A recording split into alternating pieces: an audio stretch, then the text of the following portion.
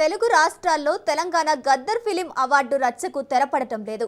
అవార్డుల ప్రధానోత్సవానికి ముందే అసెంబ్లీ దద్దరిల్లింది. అవార్డుల ప్రధానోత్సవం తర్వాత ఆంధ్రప్రదేశ్లోనూ మారుమోగిపోయింది. హైదరాబాదు వేదికగా తెలంగాణ ప్రభుత్వానికి ప్రశంసలు, ఆంధ్రప్రదేశ్ సర్కార్కు విజ్ఞప్తులు వెల్లువెత్తాయి. ఇటు రేవంత్ దూసుకెళ్తున్నారని, అటు చంద్రబాబు వెనకబడ్డారని సినిమా ప్రముఖులు చెప్పకనే చెప్పుకొచ్చారు. అలాగే సినీ వర్గాల్లోనూ తెలంగాణ సినిమా మినిస్టర్ దుమారం రేపుతోంది. మంత్రి కోమటిరెడ్డి వెంకటరెడ్డి లేకుండానే గద్దర్ అవార్డుల ఫంక్షన్ జరిగింది. ఇంతకీ తెలుగు రాష్ట్రాల్లో చిత్ర పరిశ్రమ ఎలా ఉంది? సినిమా ప్రముఖులు ఏం కోరుకుంటున్నారు? చంద్రబాబుకు చిరు చేసిన రిక్వెస్ట్ ఏంటి? ఆర్ నారాయణమూర్తి మాటల్ని బాబు వినేనా? రేవంత్ మెప్పు కోసమే అలా మాట్లాడారా? చిత్రసీమను ఏపీ ప్రభుత్వం నిజంగానే విస్మరిస్తోందా? అసలు గద్దర్ అవార్డ్స్ ఫంక్షన్ హిట్టా ఫట్టా? తెర వెనుక చిత్రంపై ఇవాల్టి స్పెషల్ డిబేట్. ఆయనతో సినిమాటోగ్రఫీ మినిస్టర్, చిత్ర పరిశ్రమ ఆయన కనుసన్నల్లో ఉండాలి. సినీ కార్మికులకు ఏ కష్టం వచ్చినా ఆయనే గుర్తుకు రావాలి. కానీ ఆయనకు తెలియకుండానే అన్నీ జరిగిపోతున్నాయి. గతంలో సినిమా టికెట్ రేట్ల పెంపు అయినా, తాజాగా గద్దర్ అవార్డ్స్ అయినా మినిస్టర్ ప్రమేయం లేకుండానే జరిగిపోతున్నాయి. తెలంగాణ ప్రభుత్వం ప్రతిష్టాత్మకంగా ఇచ్చిన గద్దర్ ఫిలిం అవార్డ్స్ వేడుకల్లో సినిమాటోగ్రఫీ మంత్రి మినిస్టర్ కోమటిరెడ్డి వెంకటరెడ్డి గైహాజరయ్యారు. తెలంగాణ గద్దర్ ఫిలిం అవార్డు కార్యక్రమానికి ఆయన డుమ్మా కొట్టడం పొలిటికల్ సర్కిల్లో అనేక సందేహాలకు తావిస్తోంది. సినిమా మినిస్టర్ సినిమా ప్రోగ్రాంకు ఎందుకు రాలేదు? అసలు ఆయన ఎందుకు డుమ్మా కొట్టారు అనే ప్రశ్నలు సర్వత్రంగా వినిపిస్తున్నాయి. ఇక సినీ పరిశ్రమలు హైదరాబాద్ వేదికగా అమరావతిపై చేసిన కామెంట్లు కూడా దుమారం రేపుతున్నాయి.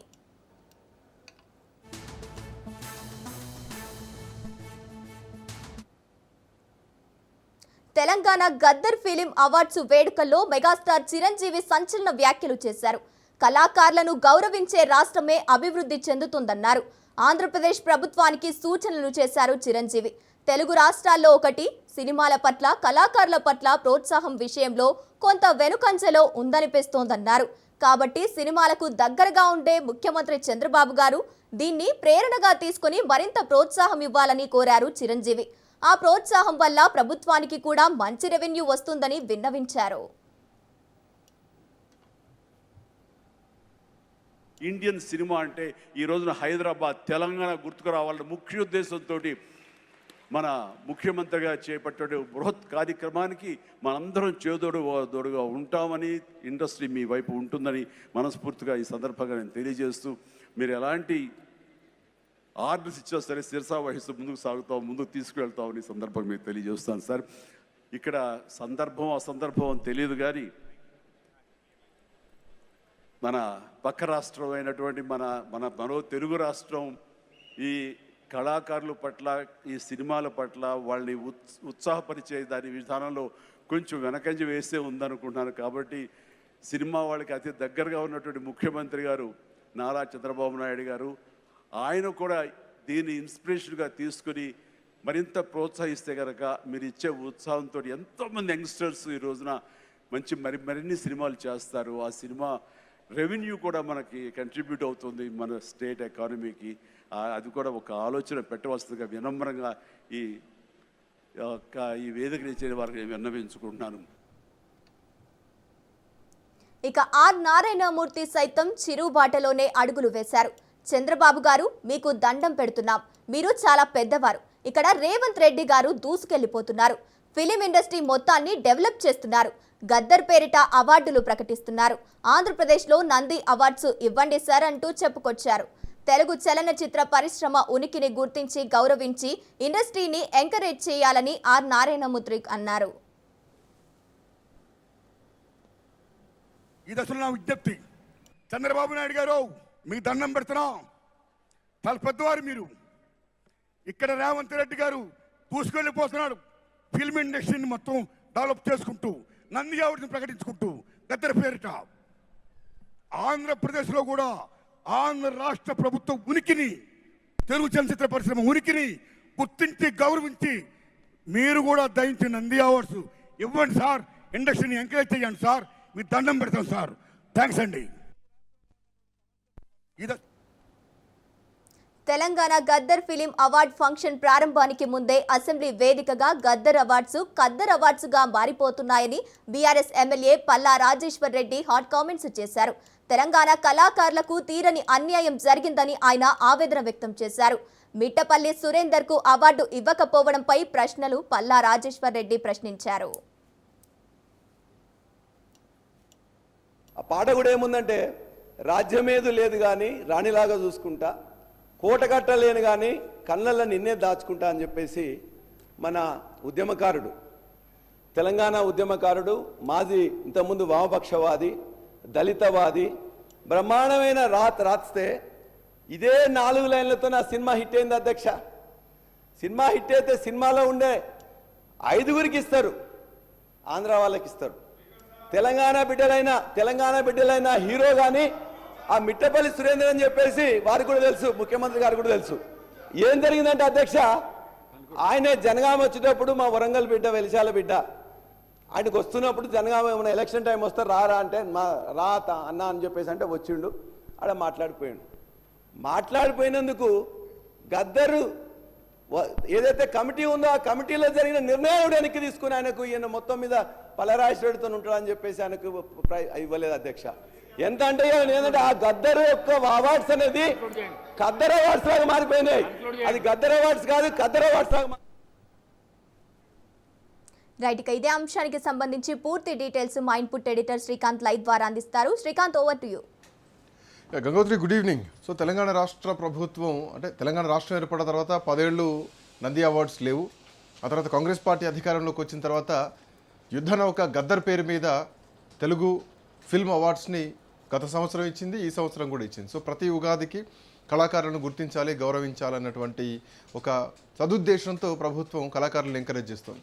సో ఇట్లాంటి క్రమంలోనే ఈ అవార్డ్ ఫంక్షన్ మొదలు కాకముందు నుంచే గద్దర్ అవార్డ్స్ పైన చాలా విమర్శలు వచ్చాయి.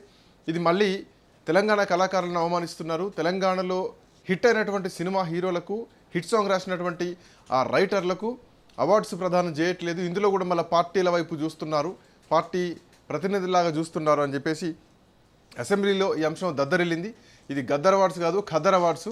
ఇందులో కూడా మళ్ళీ ఆంధ్రప్రదేశ్ చెందినటువంటి ఆ కళాకారులకు ఇస్తున్నారు, తెలంగాణ కళాకారులకు అన్యాయం జరుగుతుందన్నటువంటి కామెంట్ ఒకవైపు నడుస్తుండగానే ఇందులో ఇంకొక అంశం, కోమటిరెడ్డి వెంకటరెడ్డి సినిమాటోగ్రఫీ శాఖ మంత్రిగా ఉన్నారు, ఆయన దీనికి దూరంగా ఉన్నారు. గతంలో కూడా ఆయన ఇండస్ట్రీ పైన కామెంట్ చేశారు, వాటి గురించి నాకు తెలియదు, జీవోలు నా దగ్గర రాకుండానే అవి అమలైపోతున్నాయి, టికెట్లు రేట్లు పెంచే విషయం కూడా నాకు తెలియదు, ఎక్కడ జరుగుతుందో కూడా నాకు తెలియదు అని చెప్పేసి ఆయన సినిమా పరిశ్రమకు చెందినటువంటి మంత్రి అయినా కానీ దానికి సంబంధం లేకుండా ఆయన మాట్లాడినటువంటి తీరు.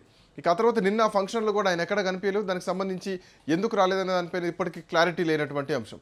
ఇక ఇది ఇట్లా ఉంటే చిరంజీవి చేసినటువంటి కామెంట్స్ మాత్రం ఆంధ్రప్రదేశ్ గవర్నమెంట్ని చాలా ఒక ఆలోచనలోకి నెట్టిందనే చెప్పాలి. ఎందుకంటే ఆంధ్రప్రదేశ్లో డిప్యూటీ సీఎంగా పవన్ కళ్యాణ్ ఉన్నారు, కళాకారులంతా కూడా అక్కడ కూడా తెలుగు ప్రజలు ఆదరిస్తూ ఉంటారు, మోస్ట్ ఆఫ్ ది అక్కడే ఎక్కువగా ఆదరిస్తారు, మెగా ఫ్యామిలీని కానీ లేదంటే ఏ పొలిటికల్ విషయంలో కూడా ఆంధ్ర ప్రజలదే అభిమానం ఎక్కువగా ఉంటుంటుంది, వాళ్ళ నుంచే కలెక్షన్స్ ఉంటూ ఉంటాయి. సో తెలంగాణలో రాజకీయం పనికి రాకపోయినా కానీ బట్ అట్లాంటి చిరంజీవి చేసినటువంటి కామెంట్స్ కూడా చాలా చర్చనీయాంశంగా మారినటువంటి పరిస్థితి. ఆంధ్రప్రదేశ్ ప్రభుత్వం కూడా కళాకారులను ఎంకరేజ్ చేయాలి, కళాకారులను ఎంకరేజ్ చేసేటువంటి ప్రభుత్వాలు బాగుంటాయి, నిలబడతాయని చెప్పేసి ఆయన చేసినటువంటి కామెంట్తో పాటు ఆర్ నారాయణమూర్తి కూడా డైరెక్ట్గా సీఎం చంద్రబాబు నాయుడు కామెంట్ చేశారు.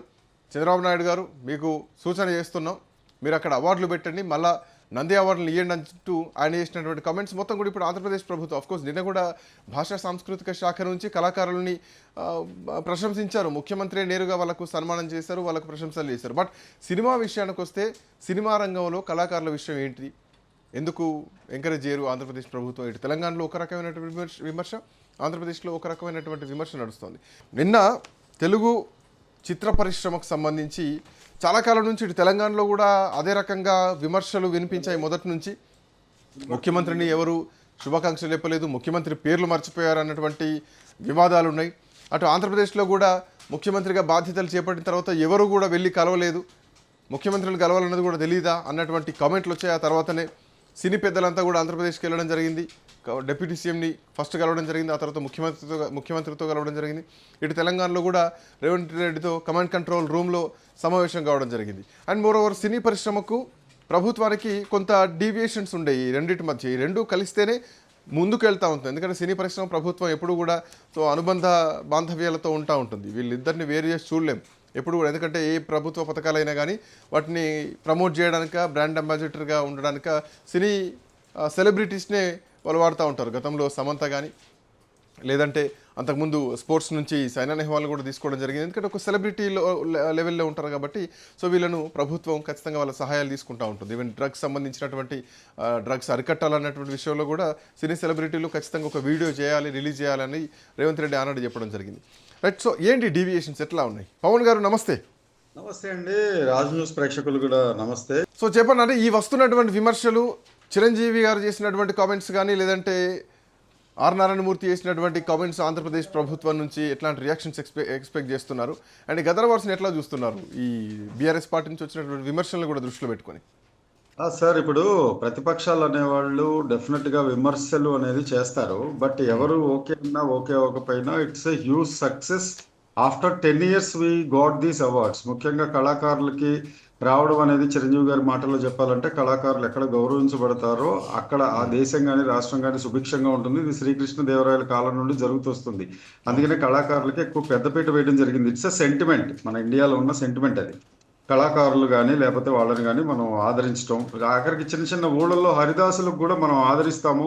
వాళ్ళకి గ్రాసం కూడా మనం ఎవ్రీ ఇయర్ సరిపడా ఇస్తాము. అయితే ఇక్కడ ప్రతిపక్షాలకి సంబంధించి వాళ్ళు, అది ఎవరైనా కానీ, ఇప్పుడు బీఆర్ఎస్ అవార్డ్స్ ఇచ్చేటప్పుడు కాంగ్రెస్ వాళ్ళు కామెంట్స్ చేస్తారు, కాంగ్రెస్ ప్రభుత్వం ఇప్పుడు రన్నింగ్లో ఉన్నప్పుడు బీఆర్ఎస్ వాళ్ళు కామెంట్ చేస్తారు, అది కామన్. అయితే ఇక్కడ ఆర్ నారాయణమూర్తి గారు కానీ లేదా చిరంజీవి గారు కానీ చేసింది కామెంట్స్ అనుకోకూడదండి. వాళ్ళు చిన్న సలహా, అది సజెషన్. ముఖ్యంగా they are very much seniors. Narayanamurthy garu కానీ చిరంజీవి గారు కానీ they have more than 45 years of experience in Tollywood. They are all. Narayanamurthy garu కూడా ఒక మంచి స్టార్ నటుడు. ఆయన సోషల్ మెసేజ్ ఓరియంటెడ్ మూవీస్ అవి చేస్తుంటారు, ఇది అందరికీ తెలిసిన విషయమే. అలాగే మెగాస్టార్ గారు చిరంజీవి గారు దాసరి నారాయణరావు గారు తర్వాత చిత్ర పరిశ్రమకి ఆ గురుస్థానంలో ఉన్నారు ఆయన.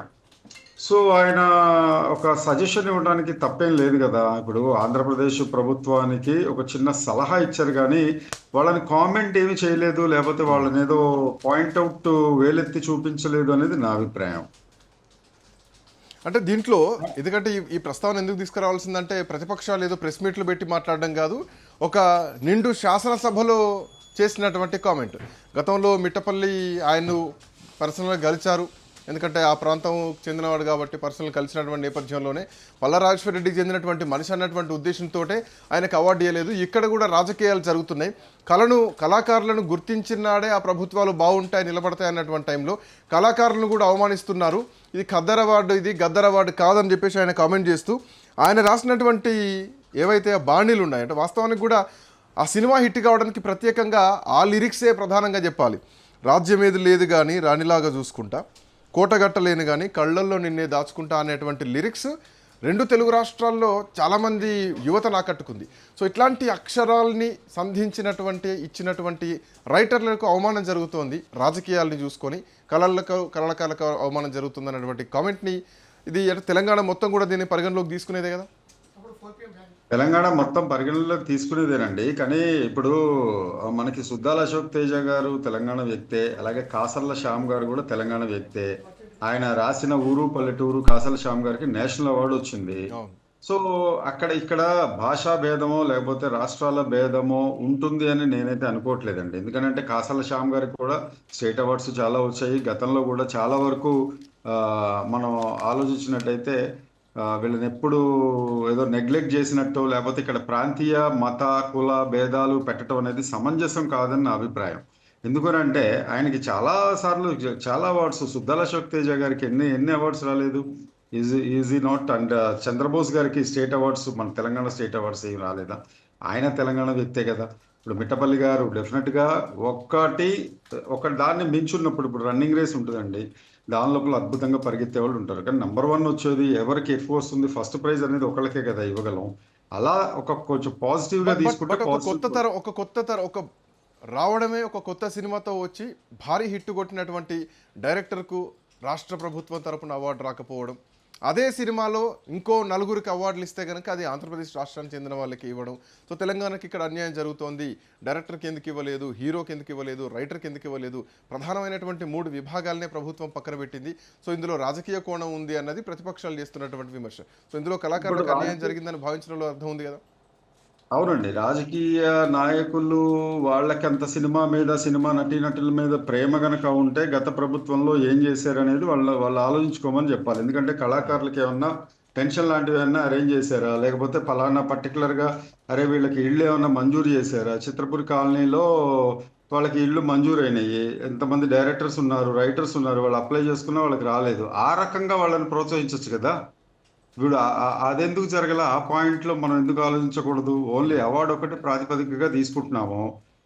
ఓకే, కందుల దుర్గేష్ గారు అక్కడ ఆయనకి సినిమాటోగ్రాఫరు ఏపీకి సంబంధించి ఆయనకు కూడా ఒక మెసేజ్ వెళ్ళి ఉంటుంది, డెఫినెట్గా మీరు కూడా అరేంజ్ చెయ్యాలి అని. నాకు ఇంతకు ముందే తెలిసిన న్యూస్, చంద్రబాబు నాయుడు గారు కందుల దుర్గేష్ గారికి వెరీ క్లియర్గా ఒక మాట చెప్పారు. ఏమని అంటే, మీరు కూడా తొందరగా అవార్డ్స్ వచ్చేలాగా మిగతా కళాకారులందరికీ ఇచ్చేలాగా చూడండి, ఎందుకంటే పెద్దవాళ్ళు కూడా అడుగుతున్నారు కాబట్టి అనేది. ఇక్కడ పెద్ద చిన్న మతం కులం అనేది ఉండదండి. ఎందుకంటే నేను కూడా ఒక డైరెక్టర్ని, నేను మీడియాకి చెందిన వ్యక్తిని, జర్నలిస్ట్ని, యాజ్ వెల్ యాజ్ నేను ఒక సినిమా చేసిన డైరెక్టర్ని కూడా. అది ఓటీటీ ప్లాట్ఫామ్లో రిలీజ్ అయింది. ఇది ఎక్కడ అండి, ఇది సో పవన్ గారు, ప్రభుత్వాలు మారిన టైంలో ఈ సినిమా ఇండస్ట్రీకి ప్రభుత్వానికి మధ్య సయోధ్యం అన్న మిస్ అవుతోందా?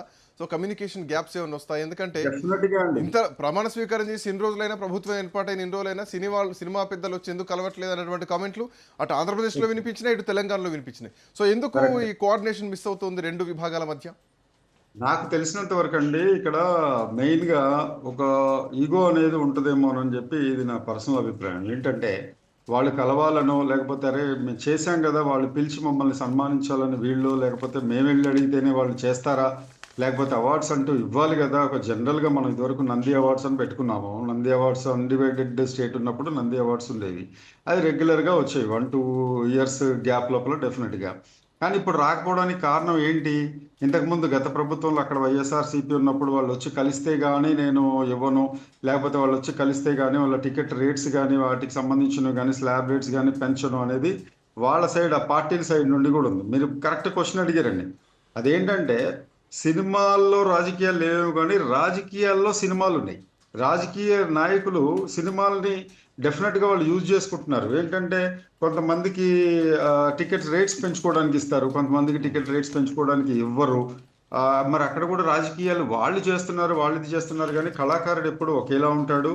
ప్రభుత్వం వాళ్ళు మనల్ని గుర్తిస్తుంది, లేకపోతే ఒక అవార్డు ఇస్తుంది, ఒక రివార్డు ఇస్తుంది అనేది ఎదురు చూస్తూనే ఉంటాడు.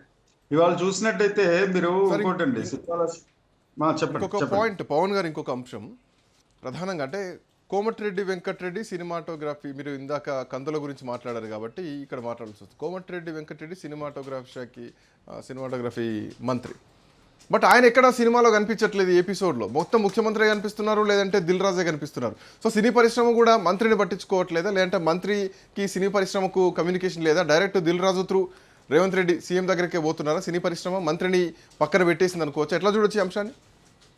ఎగ్జాక్ట్లీ అండి. ఎందుకంటే నాకు తెలిసి కోమటిరెడ్డి వెంకటరెడ్డి గారిని మరి ఆయనకి సరైన అవకాశం ఇవ్వలేదా, లేకపోతే ఆయనకి ప్రాపర్గా ఆయనకి ఇన్విటేషన్ రాలేదా?